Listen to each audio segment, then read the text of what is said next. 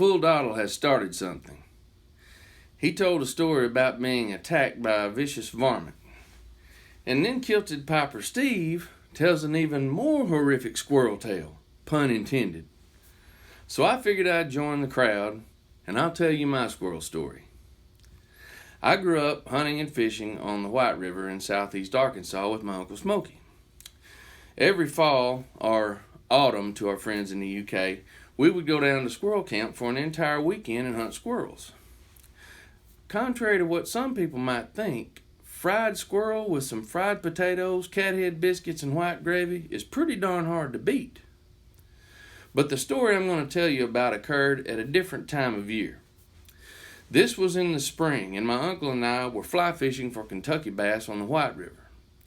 Now, the area where we were on the White River, the river is really wide and murky. I'm talking about over 100 yards wide and moving pretty swiftly.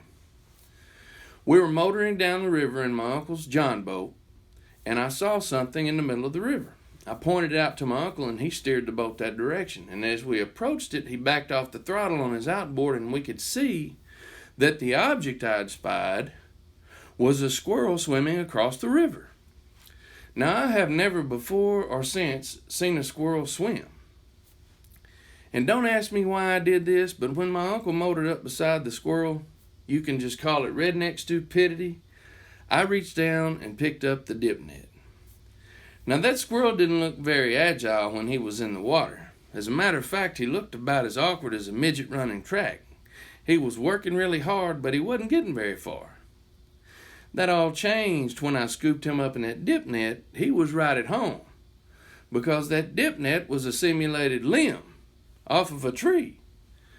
I mean, he grabbed onto the frame of the dip net with his front claws, and his back feet, he took those claws and dug into the net, and he was right at home. And we were in a Mexican standoff. I looked at the squirrel, and he looked at me, and some thoughts started flashing through my mind. I thought, if he jumps in this boat, one of two things is going to happen. I'm going swimming, or I'm fixing to put a bunch of dents in the bottom of my uncle's aluminum boat with a boat paddle trying to whack this sucker. So the very instant before the squirrel did just that and tried to leap into the boat, I must have looked like a lacrosse player trying to pass the ball to his teammate, because I flicked the dip net as hard as I could, and the squirrel leaped and barely missed by centimeters getting into the boat with us. As a matter of fact, his claws scratched the gunnels on the side of the boat as he splashed back into the water.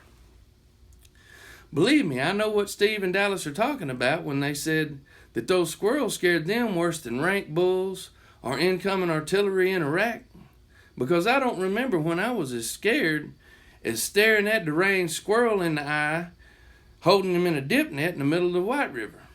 I think it's some kind of animal conspiracy. They have figured out how to scare the crap out of humans, and they're doing it. So the next time you see a fuzzy little squirrel in your front yard or at the park, and you think you might want to feed him a peanut or some sunflower seeds, take my advice. Keep your nuts in your pocket, or bad things might happen. God bless you all. Higgy Baby out.